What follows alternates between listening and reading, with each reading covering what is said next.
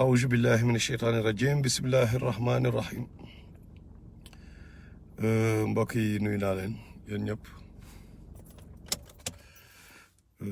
ku ci nekk ci turam ak santam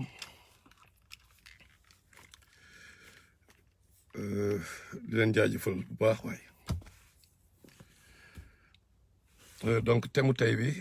ça va porter Djibi Sidibé nuyu naa la mon frère Ismaïla donc le temps mbokk yi dugg si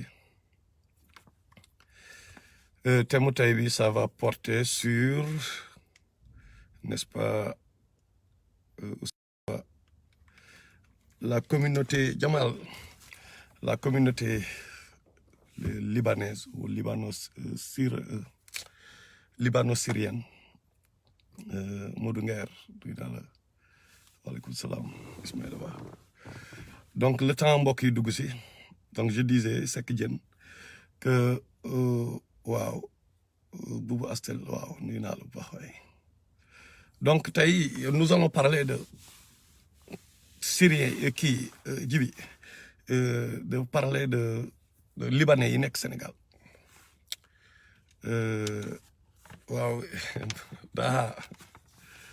Libanais la communauté libanaise bi nekk biir Sénégal li ma wax mooy li may laajte li ma doon laajte bien sûr mooy bon on a remarqué que peut-être dañu dund à côté wala lañu de la société lañu dund wala à l'intérieur de la société mais avant dara di am avant may wax dara dafa am loo xam il faut ma leeral ko man dama gëm ni suufu yàlla bi suuf bi adduna bi nit moomu ko yàlla moo ko moom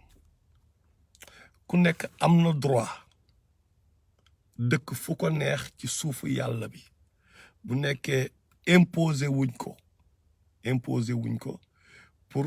maanaam benn gouvernement wala dara imposé ko mu génn fa donc man gëmuma ay frontières ak ay yooyu man li ma gis Oudi Diallo asalaamaaleykum li ma gëm mooy nit moo ñëw teg ay système teg ay frontières teg ay kii mais li ma gëm daal mooy ku nekk mën nga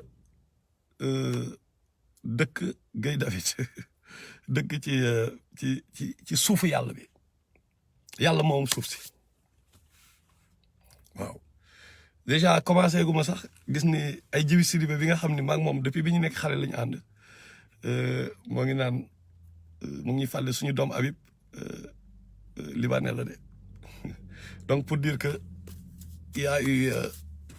duggante nañu donc du ay parce que souvent bu nit ñi di wax iblis day dugg peut-être déggloo nit ñi was-wasam yi déggloo nit ñi rek comprendre loo nit ñi leneen mais man damay poser communauté boo gis tamit comme sénégalais yi nous avons un président Macky Sall boo xam ni dafa doy waar du dëgg te pourtant sénégalais la mais noonu lay amee tamit ci libanais yi ñoo xam peut-être dañoo doy waar am tamit ñu baax comme Ali Khaybar le ministre là kooku par exemple da ngay gis ni service yi muy rendre Sénégal ni muy toppatoowee nature bi ni muy toppatoowee vraiment jaral ko muy dem ci mangrove bi dem li fa liggéey environnement bi ni mu ciy tax te pourtant kii la libanais la xam nga libanais la et tout donc ñuy saluer di vraiment moom liggéeyam quoi en tant que libanais mais du ñu wax sax libanais mais yàlla mooy tànn ko neex nee na dañ leen def ay tribu ay kii dañ leen diviser ci ay tribu ak ay clan ak ay nation ak juste pour ngeen xamante loolu la yàlla wax donc il faut mu leer loolu il faut ma leeral ko d'abord voilà donc may lancer un appel website yi nga xam ne souvent bu ñu defee ay live ñoom dañ koy reprendre website yi koy reprendre parce que keroog def nañ benn erreur mooy lan bon waa Black Intellect bon xam naa nag bon seen intention nekkul woon pour kii bon peut-être pour loolu mais bu ñuy éditer affaire yi parce que bon kii bi ma doon def par exemple bi may affaire yeneen bi affaire siira bi ba ma cité ñoom Maam Maodo niñ ko éditer affaire bi 30 minutes la woon mais biñ koy dagg niñ ko daggee dafa changer contexte wax ki donc sama yenn mbokk yi ñoom ñu gis ni ñoo ngi ma doon wax mais Matar nan nga mën a waxee leen yi ci Maam Maodo bon man may commence défendre je n'ai rien dit et tout wax ma lu garaaw lu dëgg laa wax xam nga mais après plus tard la remarqué ni ndekete ni ñu daggee kii bi ñoom li ñu dégg YouTube ni ñu ko daggee mais c'est vrai que dafay changer contexte sama contexte wax donc ñi ma kii ñëpp dama leen ni dellul leen ci Facebook bi ci live Facebook boo leen delloo da ngeen comprendre ci ban contexte laa doon waxee donc ñoom ñu nekk ci website yi nañu seetlu benn affaire man am na ñu bëri ñu ma yàgg depuis des années xam nga depuis jamono ñoom Assane Diouf ak yooyu mais doo ut YouTube chaîne YouTube xam nga mais man dama gis ne Sénégal am na ay jeunes yuy liggéey ci channel yeeg yooyu bon pourquoi ñu bëgg ko xëccoo ak ñoom man moo tax bëgguma am chaîne YouTube dama ne ñoom liñ ciy am nañ ko ci am xam nga nañ leen bàyyi ñoom tamit ñu job comprendre nga ñun fii li ñu am nii fii war nañu doy quand même pourquoi ñu bëgg a xëccoowaat ak ñoom loolu donc ñun dañu war a même bu ñu defee ay live l'essentiel suñu objectif mooy fexe ba message bi jàll éveil des conscients ñun ñëpp ñu échanger séddoo ay information man loolu mooy sama objectif donc bu ñu nañ ñëw donc ci thème bi libanais yi ñan ñooy libanais yi ñu ne libanais yi kañ lañu dugg Sénégal déjà xam nga bi ñuy dugg Sénégal c'était en 1890 déggu leen bu baax 1890 le libano-syrien yi dugg biir Sénégal maanaam dugg ci colonie britannique yeeg colonie française yi xam nga ñu ne nag bon ci guerre mondiale bi guerre mondiale amee affaire yi jaxasoo xam nga Afrique day xaw a féex tuuti la seen nombre yokku bon bien parce qu'ils étaient aussi sous mandat français xam nga donc moment yooyu ñu ne moins de 100 ils sont de 2000 en 1930 en 1930 biir Sénégal ñu ne libaay nekk nañ 2000 et ñu ne près de 4000 à la veille de la Seconde Guerre mondiale waaw ñu ne 4000 donc nombre bu xaw am kii la ñu ne en 1960 libanais yi nekk nañu bon d'après recherche yi ñu def ci internet bi c'est accessible à tout le monde ku mu neex nga dem rechercher boo gee di nga gis information yi xam nga ñu ne en 1960 ñu nekk 1500 ils sont 1500 amin astafurlah ñu nekk 15000 environ 15000 en 1960 xam nga mais bi ñëwee ñoom quand même ci commerce xam nga bi ñuy njëkk a ñëw ci gerte lañu investir mais bi ñuy investir ci gerte gi aussi temps comme que tubaab bi moo contrôlé woon tubaab bi daf leen doon xaw a beral loxo ñoom lañ doon gën a beral loxo par rapport ak marché yi par rapport ak autochtones yi par rapport ak sénégalais yeeg yooyu ok donc loolu la colonisation def xam nga donc en 1960 bon man fàttali naa leen wax sama petit frère Rachid turandoom libanais la sama xarit kenn ci sama meilleur ami xarit papa yi Rachid la tuddoon libanais la donc moom la sama papa tuddee sama ki topp ci man ok donc pour dire que pour ñu comprendre que objectivement la ñuy wax rek nekk ñu fi pour jax si àdduna bi te encore une fois ma leeral ko yàlla moom àdduna bi ñun Sénégal moomuñu àdduna bi yàlla moo ko moom ok te nit ñi ay nit yàlla moo leen créé fu leen neex mën nañ fa dem xam nga wa man lam yaqum bi ma anzalna fa ulaika humul zalimun wa man lam yaqum bi ma anzalna fa ulaika humul fasiqun wa man lam yaqum bi ma anzalna fa ulaika humul kafirun la yàlla wax donc ñii nga xam ne duñu juger d'après ce que Allah a fait descendre sont des prévaricateurs et autres donc ñiy dagg frontières yi comme colonisation bi nekk kii mooy kii ils n'ont pas jugé d'après ce que Allah a fait descendre donc loolu moo tax ñun bu nekkee ci ñoom seen définition ci la ñuy basé wu pour yenn yi dañu mujj a réer donc ay haine dina am iblis moo ciy kii mais tamit lu nekk tamit dafa am ay réalité yi nekk ci biir nag ci loolu laa bëgg a wax xam nga loolu laa bëgg a wax tey xam nga pour dire que am na ci lu baax mais am na ci lu bon xam nga ci lu bon ni nag dinañ ci wax tamit xam nga donc pour dire ñu ne la guerre du Liban 1975 ba 1990 moo tax yenn libanais yi ñëw réfugié au Sénégal réfugié wu en Afrique dem dëkk yu mel ni ay Côte d'Ivoire ak yooyu ok donc ñu ne bon dans les années 1970 ils étaient environ 50 000 mais à partir de 70 la xaw a chuté xam nga donc ñoom ils sont présents Côte d'Ivoire Sénégal et autres xam nga donc loolu mooy dama la résumer rek pour wax ne li si gën a am solo mooy libanais yi bi ñuy ñëw Sénégal yàgg na 1890 du barki démb quoi xam nga donc il faut que nit ñi ñu xam ni bon ñoom yàgg nañ Sénégal c'est clair mais aussi dafa am ay réalités yu am tamit ñun de bi ñuy nekk xale te damay wax ak libanais yi laay waxal d'abord xam nga libanais yi laay waxal mooy ñoom comme je l'ai dit ñun moomuñu Sénégal mais nag ñun la yàlla dénk Sénégal xam nga parce que ñun ñoo fi njëkk ñun ñooy majorité bi tamit te majorité bi mooy tey ñun bu ñu demoon Liban tey ñun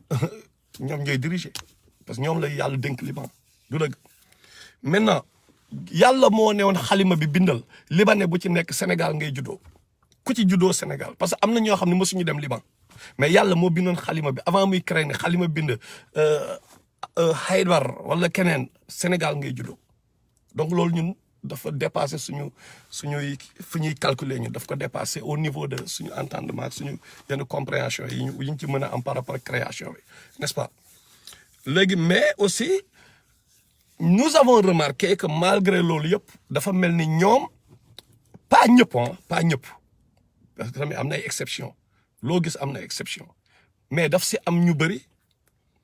ñoo xam ni Sénégal moo leen enrichir quelque part Sénégal moo leen enrichir ci Sénégal dañu leen yàlla ubbee seen wërsëg ñu ñaan nit ki boo ko rusul nga utul koo ko rusee du dëgg ah donc même bu na ñu rusee ñu Sénégal du dëgg right so leen Sénégal enrichir nous avons remarqué que ñoom ñi si gën a bari ñun bi ñuy dem Dakar bi ñuy nekk xale dans les années 80 mais libanais yi ci gën a bari dañoo jàppoon ni ils sont au-dessus de nous loolu moom réalité la ñemewoo wax ak benn gelu libanais xam nga ñu am ay gel ak yooyu mais ñemew boo wax ak benn gelu libanais parce que ñoom dañu doon jàng ay judo en général dojo yi temps ñoom ñoo fa doon nekk mais boo wax ak benn gelu libanais tam ñu créé la wala affaire yooyu quoi bon bien que ay soldats mbedd la ñu woon xam nga mais da nga gis yenn gars yi du ma naan demee noonu bon ñu doon gis ni tamit dafa mel ni amuñu yenn endroit yoo xam ñun amuñu ci woon accès xam nga ñun amuñu woon accès ci yenn endroit yi donc ñoom loolu wane ni ñi may wax waxuma ñëpp nag ñi may jàppaarloo parce que ñooñu dañu am xaalis mooy ñi ci ëpp xaalis mais dañoo mujjee xeeb wala ñoom brassage bi daf leen di déranger parce que ñoom wala ñoom seen biir dëkk ñi nga xam ne dañoo dugganteeg sénégalais yi ñoom tamit dafa am ay problème de classe ay une réalité de classe sociale ba yenn classe yi ñooy nangu dugganteeg sénégalais yi ñeneen ñi ñoom jàpp ne ñoo gën sénégalais yi waaw parce que jaajëf Mbow Asi nuyu daal bu baax waaye waaw xam naa ne moo neveu libanais da ba ma la gis rek sama xel dem ci moom bu baax comprendre nga donc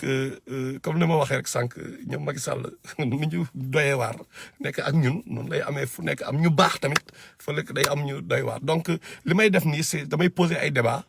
et puis damay teg ay mesures ay prévention laay teg rek pour nit ñi delloo seen xel bu nekkee y a un problème ñoom ñu xam ni tamit nous les avons à l'œil ñi ciy déconné ñu xam nous les avons à l'œil xam nga léegi nag ñu changer démarche ñu réformer wu man loolu mooy sama objectif parce que tamit ñun ñëpp ay nit lañu moom ñu fi daal dañu génn àdduna bàyyi fi lépp right léegi ñoom comme je disais sànq Sénégal moo leen enrichir xam nga mais à un moment mais ñaata mariage mixte la ñoo am quoi mais waxuma jigéen góor benn libanais marié benn sénégalaise non mais benn sénégalais ñu nangu ko may benn libanaise même bu amee man gisuma ci yu bëri donc lan moo xew dafa am xeebaate bu fa am wala lan la exactement wala de côté culture lan moo xew quoi exactement man pas gisuma ko donc bu fekkee ne loolu réalité la mais c'est un grand problème parce que man doo ñëw tamit yàlla dénk ma Sénégal nga ñëw sama biir dëkk tamit bëgg ma imposer yenn yi bëgg profiter sama jigéen yi te man doo profiter say jigéen tamit du ma pas profiter sax le mot peut-être est un peu déplacé mais je veux dire man tamit ma am accès ci say jigéen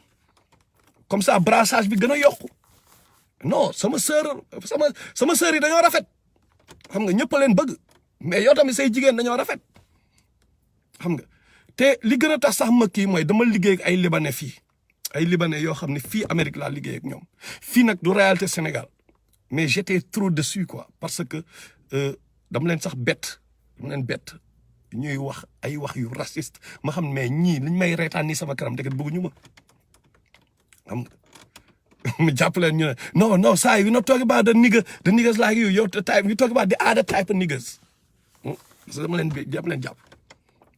not niggas yi mel ni yow ma black mais ñeneen ñi quoi bëgg ma séparer man ak black yeneen kii quoi n'est-ce pas léegi beneen bi mooy am na si ñoo xam ni comme ni ko Ibou Laye Diop waxee ay relation en cachette lay am peut-être ñoo duñ ma wax duñu gérer ci suñu jigéen ñu rafet ñi mais duñu profiter seen pauvreté ah peut-être qu'il profite y en a qui profitent de la pauvreté de suñu yenn système yu rafet yi mais pourquoi ñoom ñu am accès ci suñu système yooyu profiter ci ñu jël avantage seen pauvreté mais duñ ko afficher am na si ñu koy def parce que peut-être ils sont trop up there xam nga loolu problème la à mon niveau man pour man c'est un problème donc ñoom ñi ko ciy def du ñëpp nag na leer ñi ko ciy def nañu xam ni ñoo ngi leen di xool nañu xam ni ñoo leen xool te lan moo tax may gën a wax mooy ñoom dañoo commencé am benn empire financier bu doy waar xam nañu li amoon Afrique du Sud avec l'histoire des Boers et des Afrikanders loolu kenn xamul mën na am Sénégal parce que alal daf lay jox yenn pouvoir yi bu fekkee ni yow da nga am yenn pouvoir financier yi ba pare yow te faale woo ma suba mën nga ñëw ne waa mais man 1880 ëppale woo ma ci dëkk bi mais jéemoo dugg ci biir société bi mais benn jour mën nga ma imposer ay affaire mën nga ma imposer yow say vision da nga ne damay nekk président par la force par exemple boo paree parce que yow tu avais dans ton subconscient ay idée de séparer ay idées yoo xam dama xeeb sénégalais yi mais loolu day continuer di am maintenant di nga indil problème xale yi nga xam ni comme sama neveu bi ma am ak Asi maa ngi lay nuyu comprendre nga ay doomu Djibril Cissé dinañ am problème parce que ay gens renégats la ñu nekk parce que ils vont être entre le marteau et l'enclume je sais pas si je me fais comprendre mooy xale yi nga xam ne juddu nañu ci relation seeni papa ay libanais lañu suñu sister yi nga xam ne seeni papa xale yooyu noonu après dina am problème dinañ nekk entre le marteau et l'enclume ay genre comme temps yu njëkkee rek mooy temps métis yi ni ñu daan amee temps racisme yeeg yooyu en Amérique métis yi ni ñu daan amee problème ñoo di jàppee ay renégats et autres n'est-ce pas donc ñoom ñoo war a xoolaat wala ñu won ñu bokk que ils sont pas racistes que ñoom ñëwuñu fi rek pour alal ji kese parce que Sénégal mine d'or la Afrique mine d'or la et c'est valable pour les Chinois et autres pour les autres comprendre nga il faut ñoom ñu wan ni qu'ils sont pas racistes mais boobu ñu nekk 1960 yi ba léegi mais amul gars yi ku ci marié libanaise ah xanaa nga yor yenn moon yi peut-être pourtant benn Ablaye Ñing bu dëkk kii mënul am libanaise pourquoi duñ ko nangu pourquoi ñu enfermé wu noonu seen biir ba pare mais bu nekkee affaire de am xaalis affaire de jënd ak jaay mais ils acceptent de deal ak ñun mais bu fekkee nag maintenant ay problème mais nit ñi jaxasoo xam ne ñëpp ci maam Adama lañ ñëw mais ku nekk téye kii yam naan da ngay xeeb sénégalais non nous sommes pas d'accord loolu il faut mu changer il faut mu changer balaa ngeen di gën a puissant les libanais waxuma libanais yëpp nag ñi nga xam ne ñoo ngi koy def laay wax avant que vous soyez parce que yéen ces familles là y a beaucoup de familles libanaises yoo xam ils sont super puissants financièrement dañoo taxaw xam nga dañu affaire ceeb bi temps yi passé affaire ceeb Covid bi ah mais benn libanais moo jël marché bi lañ ko jox marché bi pourquoi parce qu'il est puissant ñoom ñëpp dañu tirer des ficelles ci suuf beneen bi mooy libanais yi ñi nga xam ne ñoo ngi koy def laa wax de industrie sangara bi industrie sangara xam nga yéen a ko gérer quoi bi gën a am doole Sénégal yéen a ko gérer industrie sangara dañuy wax ay kii nangam mais nous sommes pas d'accord ngeen ñëw Sénégal di ñu gérer ay industrie sangara ah di ñëw ne ngeen yéen ay jullit ngeen libano-syrien whatever ah pour la plupart mais tamit di ñëw mais di pervertir di gën a yàq suñu société. bien que nag ay loi am na ku mu neex nga gëm la neex nangam c'est clair mais tamit yenn yi pour man hypocrisie la xam nga yéenay ñëw kañ bi rek moo leen intéressé en fait yéen mais li yàq société bi vous en foutez quoi c'est pas grave que vous vous enrichissiez loolu rek moo leen amal solo ba ma si n'est-ce pas loolu rek moo leen amal solo donc amin nañu waxante dëgg. à part industrie sangara bi mais course fas yooyu la am na ay genre kii yu ma booy wax ñu ne ma mais dafa am benn ay course fas xaw ma booy yëpp ils sont comme ay drogués ko léegi ci affaire boobu ah wax ma ñoom Madeleine sa di xaar Salé ah yow bokk leen ci comprendre nga ñeneen ñi laay wax mooy ñu nekk ci kaw a kaw ok nuyu naa lu baax mais course fas yooyu ñëw di def di yàq suñu société koñ bu nekk ngeen samp ko fa mais seen doom yi duñ ko def mais yóbbu leen ko ci seen biir town plateau def ko seen doom yi non dañu ñëw suñu milieu yooyu di yàq suñu doom yi te loolu il faut que sénégalais yi taxaw ci ñu arrêter toutes ces histoires de loterie là paris sportif xaw ma lan la daal en tout cas course xaj la ñoom ñoo ko gérer waaw mais fa lañ ko dugal ci les milieux les plus bokkul ak bu LONASE bi sax xam nga bokkul ak bu LONASE bi mais bële bu kii bi laay wax bu yenn libanais yi géré pari foot la xaw ma xam nga mooy bi xaj yi di course xaj bi donc boobu mais dafa nekk man j'ai parlé à des jeunes yoo xam nee nañ ma grand man de affaire bi dama demoon ba benn instant dama mel ni ku dof grand affaire bi il faut mu jóge fi mu ne woon grand def ci live ñun jaral nañu ñu dem filmer affaire bi ñu filmer ko nga gis nu muy demee da ngay gis ko ñu yónni mais c'est des jeunes yoo xam ne âge bi ñu toll dañu xaw a psychologiquement duñu taxaw ah donc faut pas que ñu leen exposer ci yenn danger yi donc libanais yooyu ñoom mais personne n'en parle ah n'est-ce pas personne n'en parle Guèye David nee na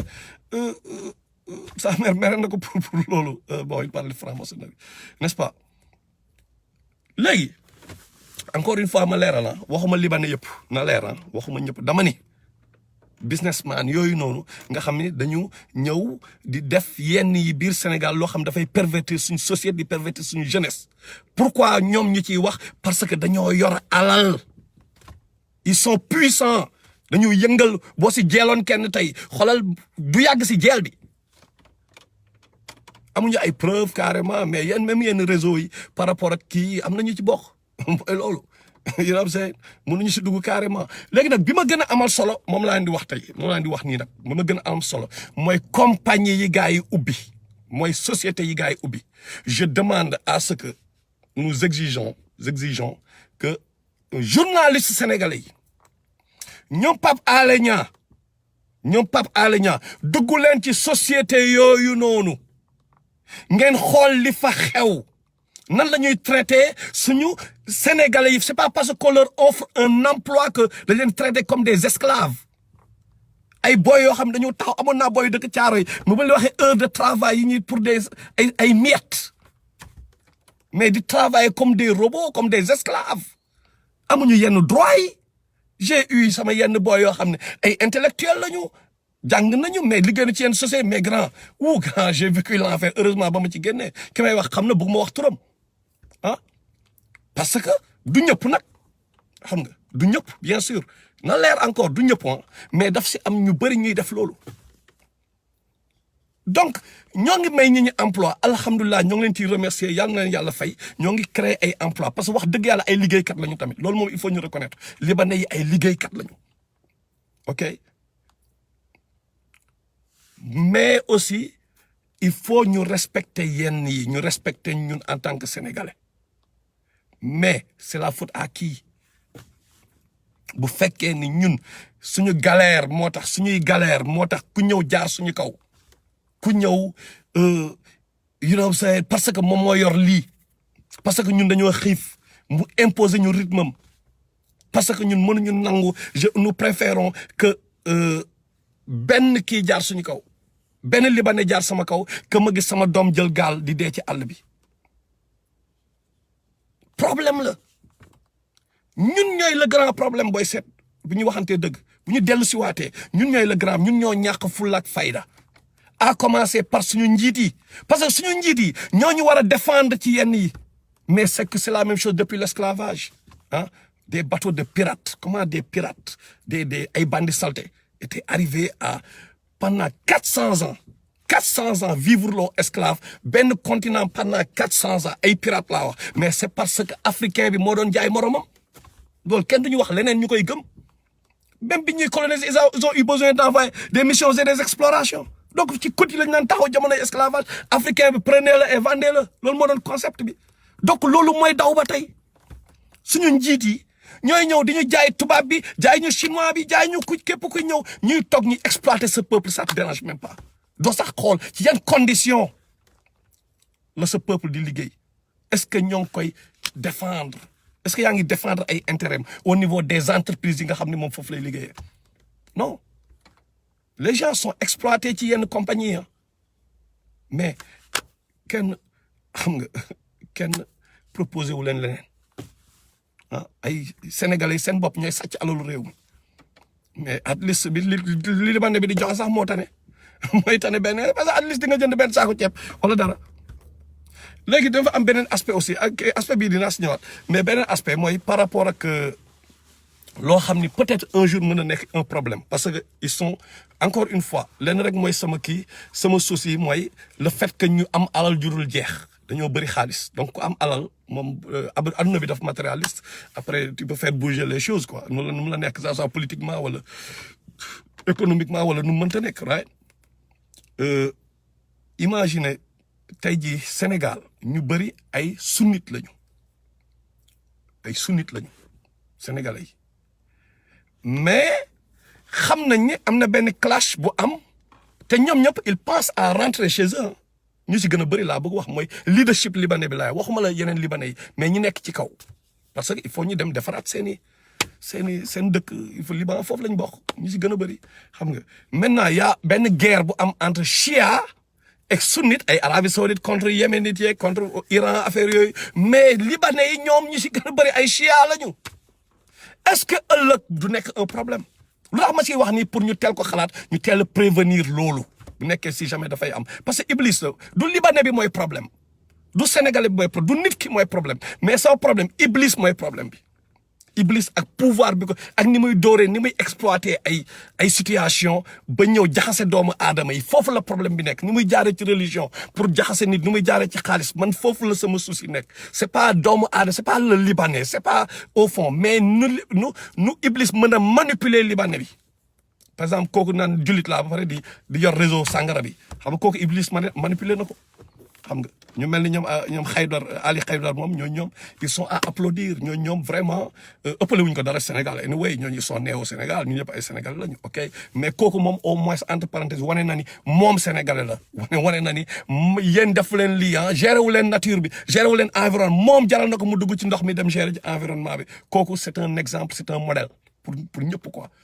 te encore une fois ñun ay jullit lañu ay affaire couleur de la peau non c'est juste que bu keneen ki ñëwee moom xeeb ñu ñun en tant que noir foofu la problème di am xam nga et nous sommes très gentils tout le monde le sait ñun moo tax sax les gens nous abusent nous sommes tellement abusés par les chinois les sànq maa ngi wax Iba affaire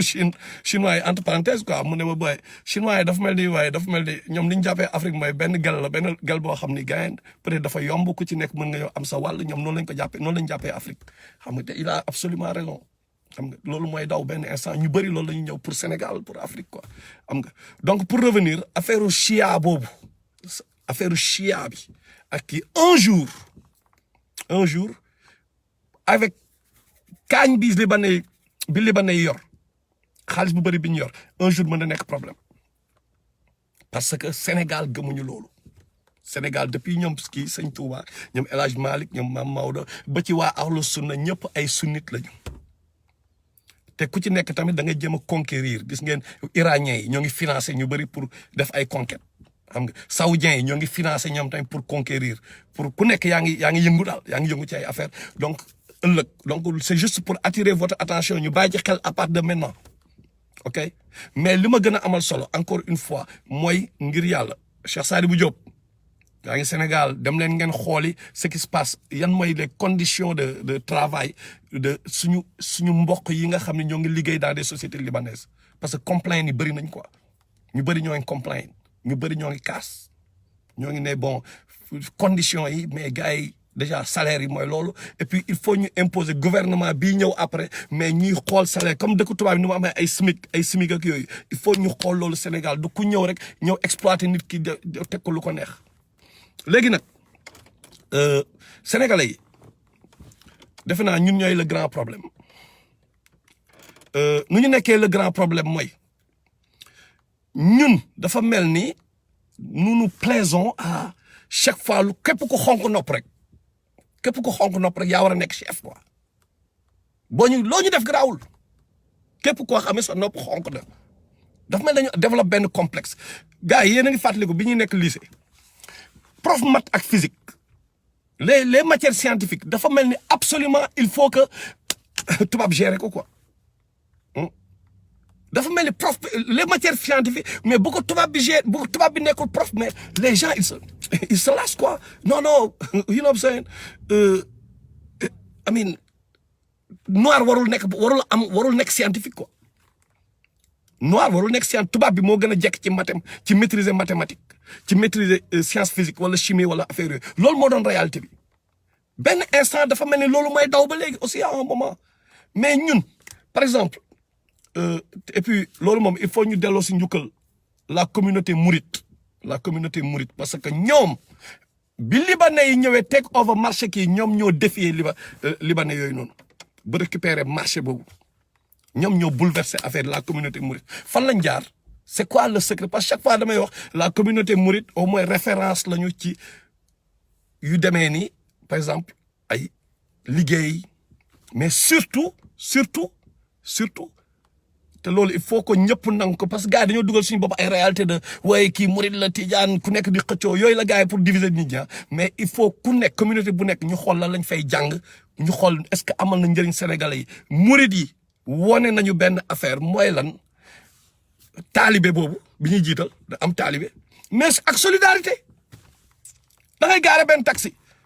xanaa doo taalibe waaye sëñ bi 600 laa yor de mu ne non 1000 francs la nga ne xanaa doo taalibe sëñ bi mu ne la kon yéegal vous voyez dim entre aide boobu mais nous voyons mais ñoom ñoo fi tabax jumaa Masaalikul Jinaan ñaata milliards am na beaucoup de réalisation tey dëgg la ñuy wax dëgg nekk ñu pour kenn dañuy wax dëgg c'est tout bu ñu waxantee dëgg kan moo ëppale ay immeuble biir Sénégal tey waxuñu waxi diine waxi li ñu mën a teg bët la ñuy wax ku ëppale ay immeuble tey biir Sénégal mais parce que question d'organisation la kat dama doon seetaan benn documentaire ma gis mais ay des talibés mais ñu fexe ba Touba yëpp ñu ñëw fii ay États-Unis xaw ma fan ñu cotiser wu mais ñu fexe ba Touba yëpp am ay lampe lépp ñu def ci lampe mais bon ñoom tamit wax dëgg yàlla waruñu xalaat Touba kese dañu war a xalaat Sénégal quoi xam nga nañuy xalaat Sénégal bon c'est bien parce que indi lañu benn juma Dakar xam nga c'est bien mais ñuy xalaat au niveau sénégalais pas au niveau Touba kese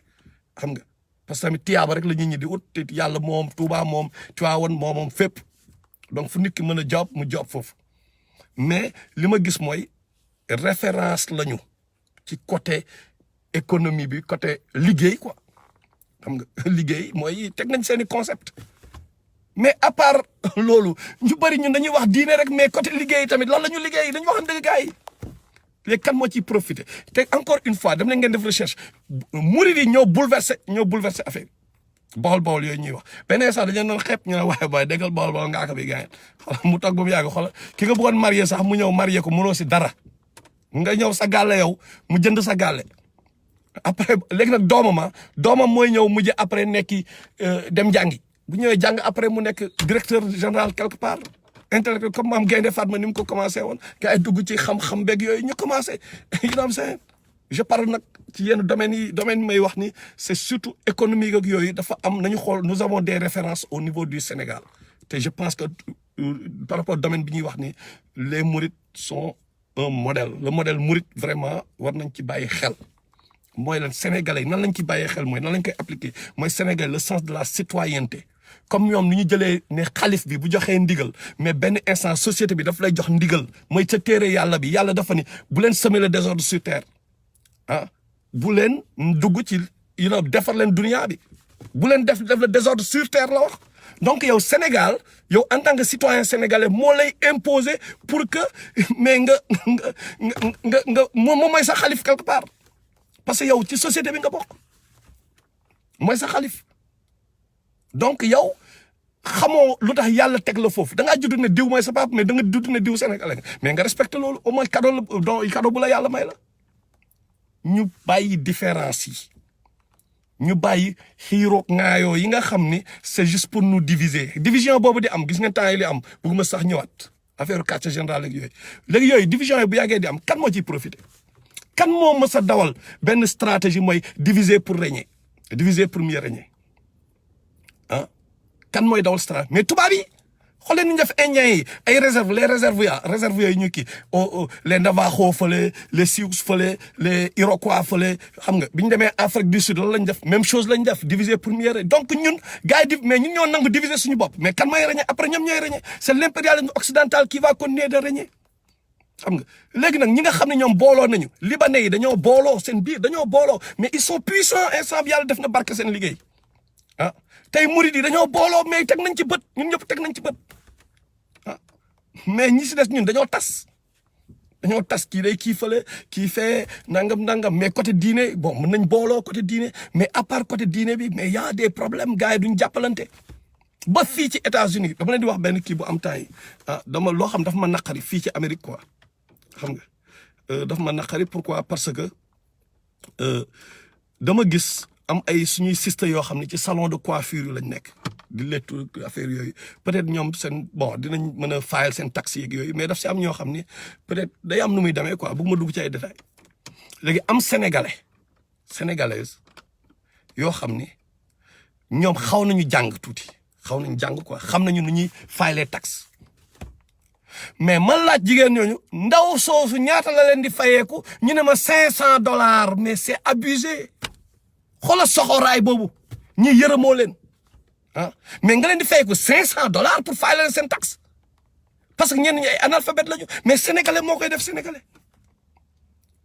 donc nan la ñuy développé woo donc moo tax loolu libanais yi bu ñu ñëwee Sénégal ñoom war nañu modèle lañu war nañu exemple ne boo leen suudee woo seen boo leen suudee war a génn ci ah beneen bi mooy affaire gouvernement bi temps yi dañoo am ay kii yu ñuy pour yenn sociétés yi quoi xam nga am benn waay boo xam dafa am société am léegi am beneen sénégalais boo ko ne non mën nga fayal après yow les gars yi nañ la jox xaalis quoi pour benn information publique de kooko fayal après ñu fay ko mais sénégalais boobu ne ko da nga ma war a jox 10% quoi da nga ma si jox 10%. mu ne pourquoi parce que man maa la nandal affaire bi quoi mais loo xam ni boo ko jëlul tubaab yi jël ko yeneen nation yi ñëpp jël ko moom entre sénégalais mu ne sénégalais bële na ko jox 10% parce que moom moo ko jox l'information mais loolu la ñuy defante suñu biir Amérique ah donc nan la ñuy def ba génn ci kon mais c'est normal que libanais yi ñëw ñoom ñu réussir te ëppale wuñu leen Sénégal parce que am nañu si juddoo biir Sénégal ñoom ñëpp Sénégal lañ juddoo ëppale wuñu leen biir Sénégal mais bu ñu nekkee nag empire ñu am yenn puissance financièrement ñu taxaw am yenn taxawaay ëllëg bu ñu fi ñëwee imposer yenn affaire yi neexul Sénégal bu fi kenn ubbi làmmiñam di wax bu fi kenn wax Sénégalais yi ñun dañoo rek nangu di nekk ci ginnaaw ñeneen ñi di ñu jiite te beneen bi mooy pétrole bi ñëw na instant bi pétrole baa ngi ñëw donc game change dafay am. il faut que nit ñi bàyyi ci xel bu baax a baax ñan ñoo nar a diriger ku nekk ban position ngay jël ah bu ñu demee tey jii ba ay ñuy taxal ay ministre ay député ci affaire faux billets ah ñu ay ministre ak faux billets ñu xam ni donc à la base en amont fa la problème bi nekk quoi mooy programme yi nekk fii ci bopp yi gars yi ci yenn environnement lañ màggee foofu la problème bi nekk d'abord. nit ki lu mu am nègre bi ñun noir lu ñu am alal mais tout le temps duñu doyal wala je sais pas nous avons juste envie de affaire bi di kii noir de société bi na yàqu mooy lan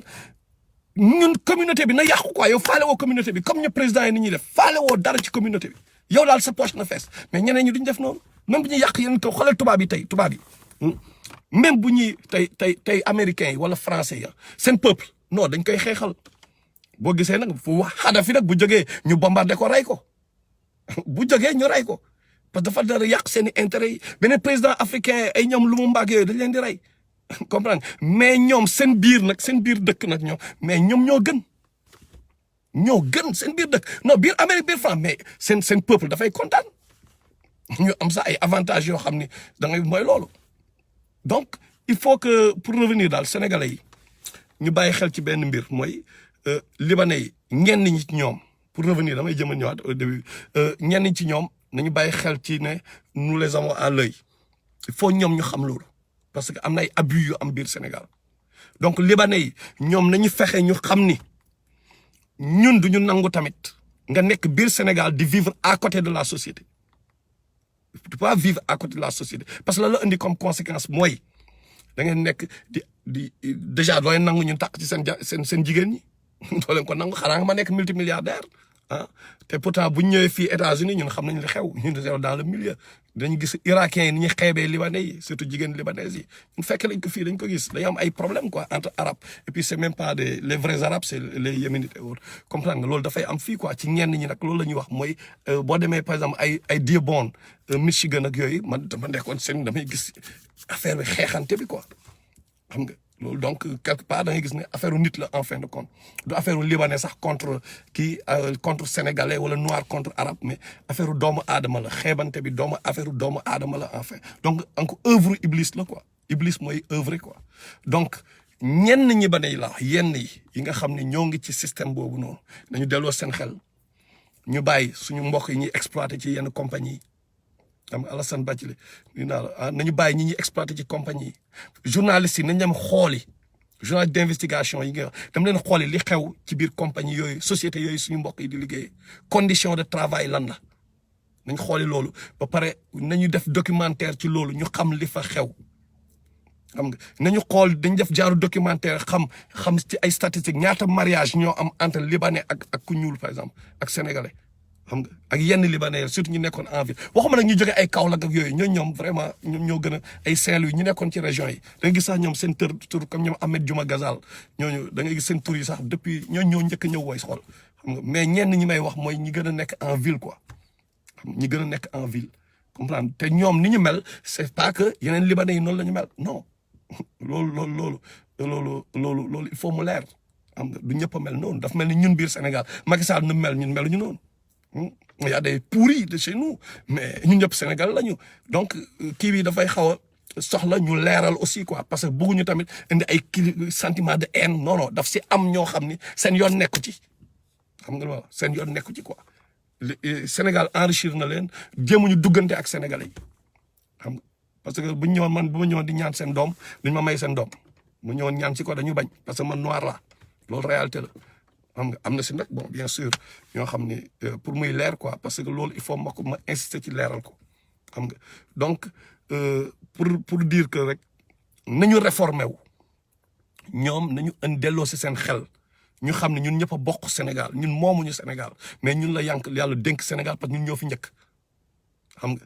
ñoom tey bu metti woo tey dañu jël seen bagage ñibbi seen dëkk ñun tey bu mettee amuñu fu ñu dem parce que ñun Sénégal la ñu am xam nga te effectivement Kirène nag yooyu ils sont super puissants quoi libanais yooyu noonu yi may wax noonu de alal kese lañu xam nga te alal day yëngal dëkk comme nga alal dafay yëngal dëkk dafay xam nga ku bu tegoo ci loxo ku bon rek mën na yàq lu bëri donc nañu xoolaat ñoom ni ñuy defee ak ni ñuy kiiyee parce que tamit ñun ñoo gën a bëri quoi ñun dañoo bëri te Sénégal tôt ou tard révolution lañ jëm benn instant parce que yàlla moo ne fen day disparaître donc ñoom Macky Sall li ñuy def ni cet impérialisme occidental là mais tôt ou tard day dem yoonam révolution bi dafay am c'est inévitable te tout le monde sera affecté xam nga donc nañu Covid-19 bi xaw ma ndax dégg ngeen ko man gisuma ñoom dara lañ lu ñu def xam nga ñoom lan la ñu am na peut-être ay activités yu ñu def comme Ali Haïdar bon kooku moom bëgguma sax boole parce que sénégalais la 400% xam nga bëgguma sax tudd turam ci mais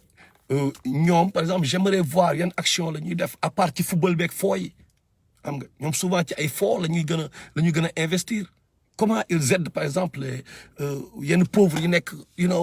caaro yi la mooy seen empreinte foofu lan lañ fa def à part ñoo créé Safieddine affaire photo côté Pikine parce que benn instant dañu jógee ville bi affaire bi commencé yàqu dañu jógee ville ñu jógee fa dellu fële dellu ci banlieue bi ñu dem ci banlieue bi xam nga mais après est-ce qu'il y a échange est-ce que ce qu'ils ont proposé aux gens te nag c'est pas pour forcer que ñoom ñu dimbali wala jël seen alal parce que ñoom ñoo ko liggéey mais quand même loolu day wane ne am nga considération parce que li kaana yi di wax giving back to the community you have to give back to the community xam nga am na yoo xam ne da nga koy delloo communauté bi parce que ñoom ñoo la jaay ñoom ñoo la kii xam nga il faut tamit beneen bi mooy ñu xam lan mooy relation yi entre gouvernement bi ak communauté libanaise yi parce que wax nañ ko boo demee ak ñoom police ñenn ñi boo demee ak ñoom police yaay perte xam nga boo demee ak ñoom police parce que y a des tellement de gars corrompus yoo xam ni boo eggee ak ñoom police yaay am problème xam nga parce que kaañ baa ngi foofu quoi loolu tamit il faut ñu xool lan la exactement quoi lan moo fa xew lan moo fay xew ñu xam ni ñu créer ay loi wala bind bu ñu gisee diw lii yëpp c'est pour que Iblis bañ a am buntu ci ñun ñun ñëpp ñu nekk ensemble ñu vivre ensemble parce que tamit benn affaire dañ koy wax te dëgg tamit am na sénégalais yoo xam ni jalousie mooy seen problème ñoom mënuñu gis ko am xaalis xam nga parfois iblis day mooy nit ki yenn saa yi iblis daf koy def ci boppam mooy la personne devient aigrie quoi mooy mënul supporter ku yor quoi parce que moom galère bi daf ko jàpp pourquoi yàlla jox kële man joxuma pourquoi kii parfois dañ ko appliquer peut-être ci ay libanais yoo xam ni gars yi dañ leen di injuste parce que dañ ko yor xam nga wala ñu en benn Youssou Ndour parce que am na xaalis wala ñu en benn kii parce que am na xaalis donc yow booy wax duñu mën a comprendre que tu es objectif mais dañuy seen yow ni ngay waxee peut-être yow li lay animé yow moo lay animé ñoom li lay animé ñoom moo la animé yow parce que loolu dafay am ay jalousie parfois ñuy jalouser benn libanais parce qu'il a de l'argent il peut se permettre par exemple ay vacances fu ko neex xam nga ses enfants ci les meilleures écoles la ñuy dem il a la belle voiture gars bi gis ko xolam yàlla moo ko bindoon gars bi daf koy am mais c'est juste que moom na respecte une société moom nañu respecté xam nga moom nañu wan ni moom il n'est pas raciste parce que tamit nous n'allons pas accepter que les gens nekk suñu dëkk di raciste xam nga jàppee ñu ay mbaam non loolu duñ ko nangu donc que les gens se réforment mais bon bii moom il faut ñu dindi ko mooy paris sportif course xaj yi moo ngi yàq suñu société moo ngi yàq xale yi boobu nga xam ne benn libanais moo ko ubbi mooy affaire course xaj nañ ko xoolaat Sénégalais nañ ci taxaw ñu tëj affaire bi dama leen di wax li ma leen di wax nii dem leen ngeen vérifier ko moo ngi yàq suñu jeunesse moo ngi yàq xale yu ndaw yi moo ngi yàq xale yu ndaw yi n'est-ce pas xam nga donc bëri am na si ñu baax mais am na ci libanais yoo xam ils exploitent les Sénégalais faale wuñu dara lu dul seen poche ñooñu nag dañ leen war a dénoncer parce que ñoom bu Sénégal yàlla nañ ci yàlla musal amoon problème tey dañuy jël seen bagage ne mott dem ñibbi Liban ñun fan lañ jëm ñun fuñ jëm kon donc ñun bu ñàkk fu la chinois yeeg ñooñu ñoom ñëpp colonisation français yi instant ay Auchan ñoom ñëpp dañoo war a génn Sénégal ñoom ñëpp ñun ñoo war a parce que ñun ñoo ñàkk fayda nañu ubbi ay Auchan murid yi joxe leen le bon exemple yéen au moins vous arrivez à vous cotiser ubbi lu mel ni Massalikul Jinaan ubbi leen ay kii yu demee noonu parce que au moins vous arrivez à le faire vous êtes bien organisé côté boobu mais qu'il le fasse mu nekk un exemple un modèle bu gars yi gisee modèle boobu ñeneen ñi nañ ci topp mais il faut que affaire yi nekk sénégalais ñu bañ a jël tamit naan way ku dul murid bokkoo loolu moom problème bi loolu tamit c'est un grand problème damay joxe exemple parce que am na si murid yu bëri yoo xam loolu mooy seen problème ku dul murid bokkoo sama mbokk murid bi laa njëkk a gis avant may gis sama mbokk jullit loolu c'est un problème mais yàlla may na leen ngeen joxe fi ay exemple ay modèles yu leer nañ développement durable kii ngeen ko taxaw ngeen ci xam nga wane ngeen ko donc tas leen ko sénégalais yi bu kenn tijaan bi wala keneen bu mu ruus ne ñun nañ def ko murid yi mais ñun ñëpp a bokk origine ñun ñëpp a bokk même kii mais ñi nga xam ne nag bu ñu booloowee day nekk problème si ñoom ñooy def tout pour nit ñi jaxasoo nit ñi bañ a booloo loolu kese la les gens pensent que Blaise Diagne bi muy agenda Blaise Diagne pour yéen Sénégal daal waaw EDK est un exemple bien sûr mais EDK damay gis keroog maa ngi gis Ismaïla nuyu naa la maa ngi gis keroog ñi kii yi gën a puissant envoyé ma vidéo bi naa ko partagé sama page mais EDK c'est ci ginnaaw la nekk xam nga gars yi nu wari bi mu ñëwee tamit les gens ont essayé de le combattre xam nga sénégalais seen bopp dafa mel ni benn instant sénégalais mooy iñaane morom sénégalais am tamit loolu tamit c'est un grand problème xam nga nañu investir suñu réew nañu investir yomb na tey jii mënuñu comprendre tey xool leen dem leen ci àll bi tey biir Sénégal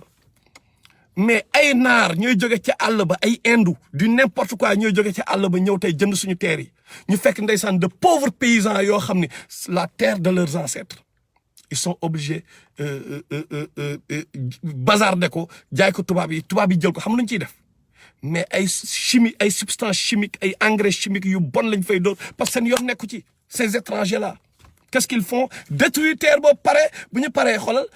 jël seen camion teg ko ci andi ko kii après exporter ko yóbbu ko Espagne wala yóbbu ko fenn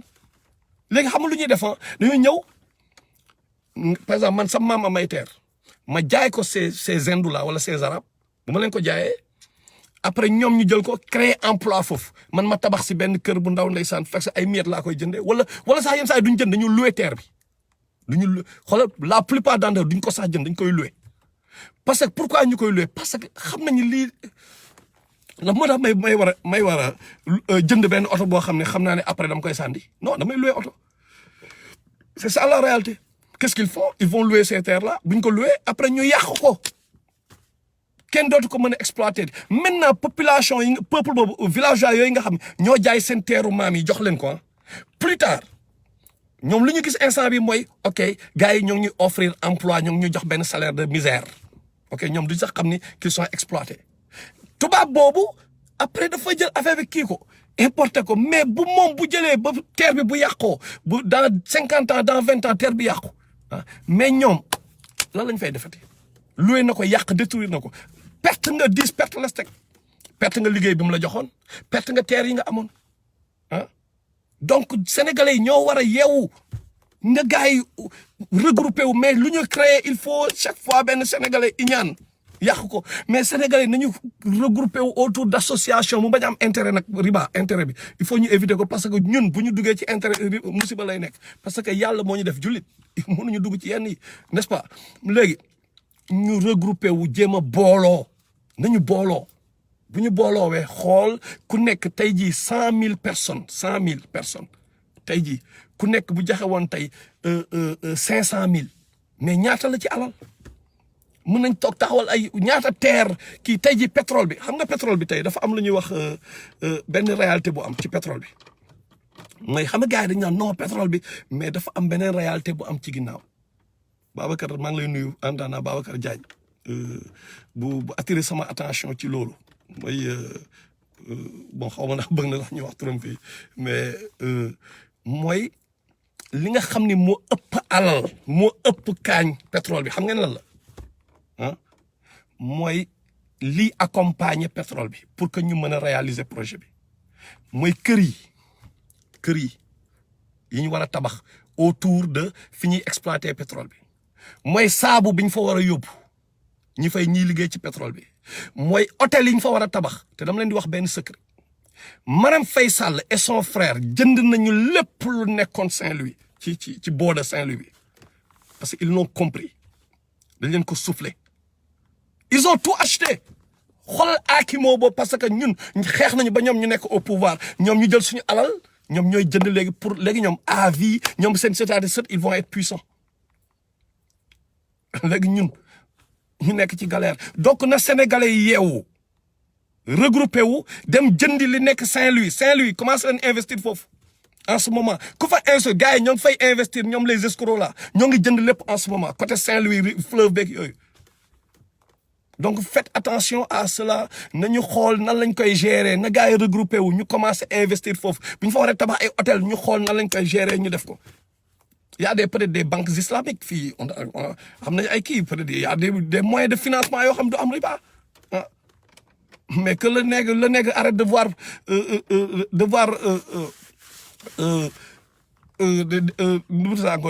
ne pas être à mesure de voir plus loin que le bout de son nez loolu rek mooy problème bi parce que ñun chaque fois pour cela di la garaawul man du ma ko fekkee mais la réalité mooy Sénégal jàppee leen ko terre vierge tubaab yaa ngi daw ñun ñoo ngi rey suñu bopp ci immigration di daw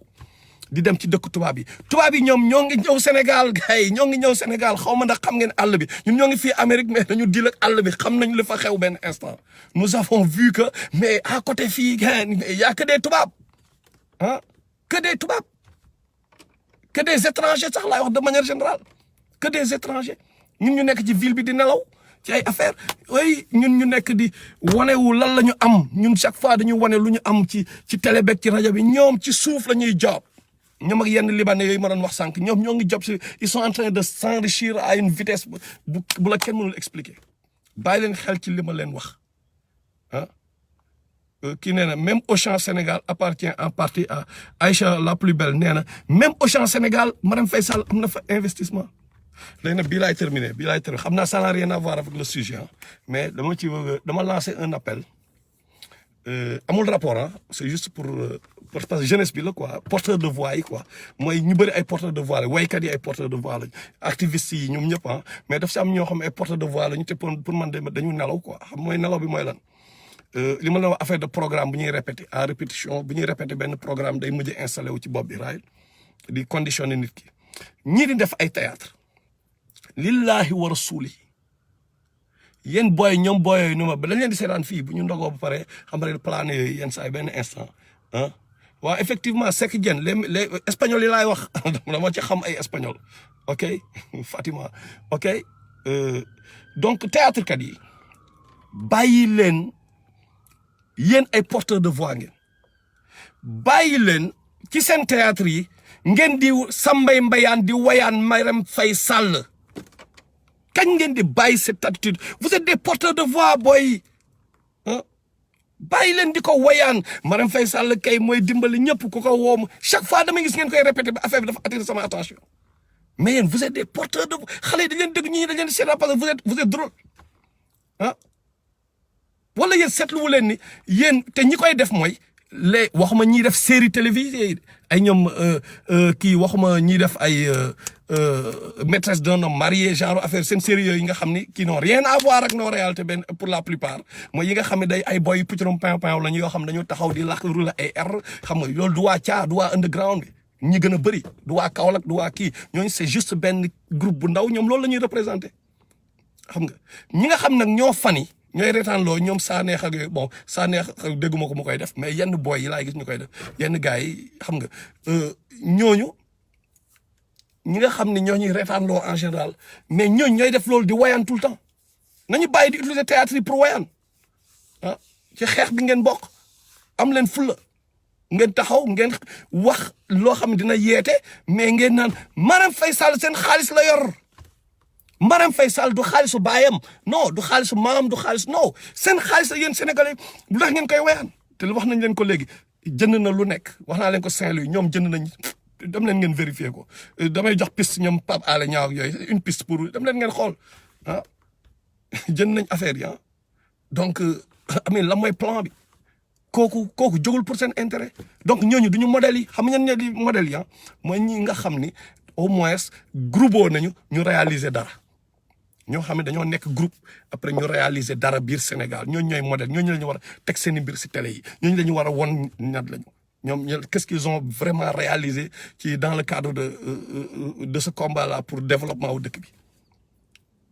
mais ngir yàlla bàyyi leen seen wayaan sa mbayaan bi ngeen di def bàyyi leen di xeeb seen bopp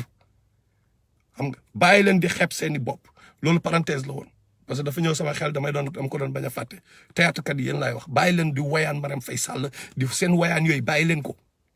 am na xale yu leen di déglu léegi pour terminer ngir yàlla libanais yi li ma leen wax leer na seen bopp normalement mooy nous vous avons à l'œil ah nous vous avons à l'œil seen paris sportif paris xaj yi na jeex parce que mën leen fi ñëw di yàq suñu jeunesse loolu koñ bu am paris sportif course xaj yooyu ah jeunesse bi fexe leen gars yi mu deñ beneen bi mooy industrie sangara bi yéen a ko yor sangara industrie sangara bien que sénégalais yi ñoo koy naan mais pays boo xam dañoo appauvrir peuple bi pour asservir ko mais peuple boobu a besoin d'être protégé a besoin d'être informé des différents dangers yi nga xam ñoo ngi koy guetter parce que dañ leen appauvrir gravement pour profiter ci seen pauvreté boobu donc ñooñu dañ leen war a protéger mooy lan mooy fi sàngara bi fi kii loolu la ñu war a éliminer xam nga te ces libanais là ñi may wax encore une fois waxuma ñëpp xam nga mooy almala boobu leadership libanais boobu ñoom ñoo nekk derrière ñoom il faut qu'ils arrêtent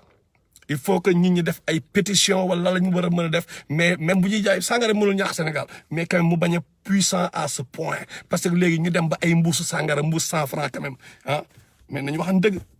ah nañu waxan dëgg te comme ni ko maam Sène tamit waxee ah maa ngi lay nuyu maam Sène di kontaan ci sa liggéey vraiment malhonnêteté bi quoi mooy bu ñu cotiser tamit sénégalais yi entre ñun te benn gars lekk ko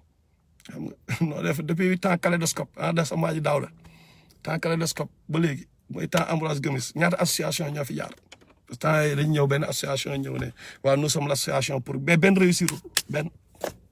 donc ñun ñoo war a nekk nit ñeneen ñaa ngi am alal suñu kaw tubaab yi jël nañ suñu alal yëpp yóbbu ah kii ñëpp chinois yi instant bi chinois yi jël nañ suñu lépp yóbbu xaw ma dëgg la xaw ma dëgg mais il paraît xam nga am na benn hôpital sax bu nekk centenaire mais ci pet chinois yi fa nekk mais noir du fa faju quoi sénégalais du fa faju te j'ai vu même image bi naa la ko partage sama face mu am Zambie mu am fa benn Zambien noir dugg ci benn restaurant chinois yi ne ko non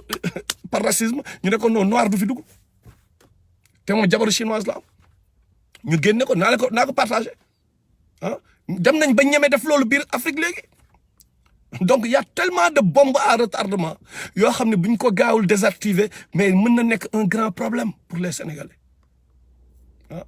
nañu waxante dëgg loolu rek waxuma nag pour créer ay haine entre ñun ak communauté libanaise damay wax pour que libanais yi ngeen delloo seen xel nga xam ne tamit bon waxuma libanais yëpp tamit na leer parce que libanais comme li wax depuis 1890 la ñëw Sénégal ëppale wuñu leen Sénégal mais ñi nga xam ni ñoo nekk ci kaw ni ñuy waxee ci Macky Sall noonu la ñuy waxee ci ñoom